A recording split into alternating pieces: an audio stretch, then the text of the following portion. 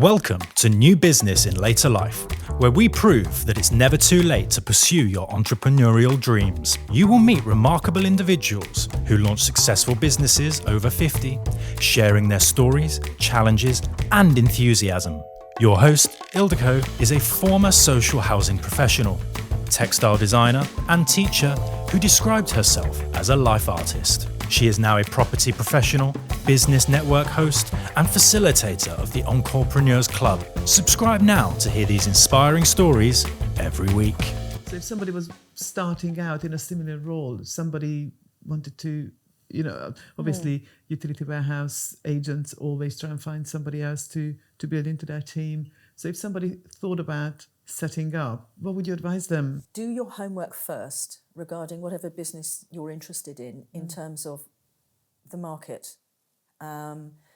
Make sure you have got enough, just the practical things. Look at your financial situation, your cash flow, because you're going to need to allow time for your business to grow and develop. Yes. And you're going to have some kind of cash flow to live on, pay your bills whilst you do that, unless you have a second person in the home that's able to support you. But like me, that's an important thing for me, was doing that. I think never take your eyes off the end goal. Live from the point of having achieved what you're aiming at. Don't live in the, what if tomorrow?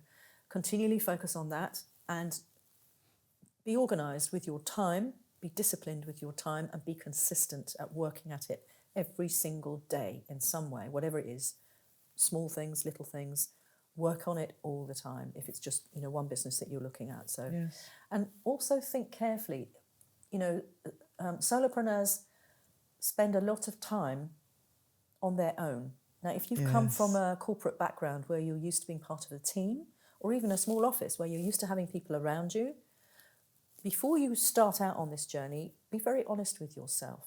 How easy am I going to find this when I am removed from that and I've only got myself, my thoughts, my worries, whatever, that might be crashing in on you one day? So look at the structure of what you're setting up and be kind to yourself. Think, I might have bad days, but be honest in what it's going to require. Grit, determination. Don't take your eye off the goal, ever. Don't listen to other people saying, you won't do it, it's this, that and the other. No. Lock all that out. Keep your eyes focused on that goal. That's where you're going, and that's what you do. 1% every day. 1% every day. You fall down. Doesn't matter. Get up. 1% every day. You're having a bad day, you're knackered. Doesn't matter. Get up. Keep doing it. Keep doing it every single day. Very strong message in there. Very, very strong. Yeah, because you have to. Otherwise, life will come along with all sorts of things. And knock you Give you a sideways. punch off the nose, knock you off your perch. And there may be days when, I have days when I feel really tired and I think, whoa, I might have to change my schedule today because I can't stuff in as much as I wanted to because I just haven't got it. But that's also because I'm not 30 anymore. Yeah. I have to adjust, and recognise that my head's saying, oh yeah, go on, go girl.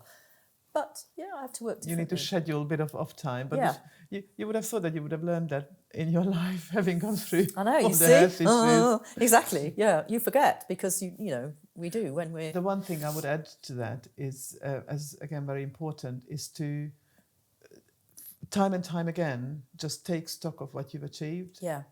Because when we sort of go along, as you say, the 1%, but if we only look at it on a daily basis, then we never feel like we've achieved much.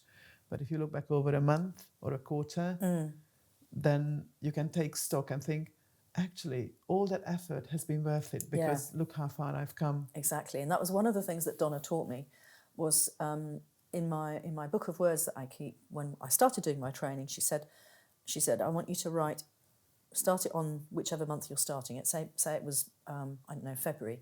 Every day, write down a small win for you that day, whatever it is, no matter how insignificant it might seem to somebody else. If it had impact for you, write it down because you will forget. Yeah, and when you will. look back in a month or 2 months' time, you'll think, oh, gosh, I did do that, didn't I? I've forgotten I did that. I've forgotten I achieved that. Those kind of things are really important. We used to have that in practice as part of my training when I was doing my training in London to be in homeopathy. We were encouraged to have a box of if you like, they used to call it, not a box of compliments, but yeah, like write little something on a piece of paper and yeah, put it in a jar or yeah, box yeah. or whatever it is. Patients who come back and said, thank you so much, I feel so much better. You know, my mother says I look amazing. My pain's gone. I'm able to do this. Write it down and stick it in that box. Because when you have a difficult day or a case you're working on is progressing more slowly than you anticipated, get the stuff out of the box and read it, because that will keep you going. Otherwise, it's easy to feel like, oh, you crushed, basically.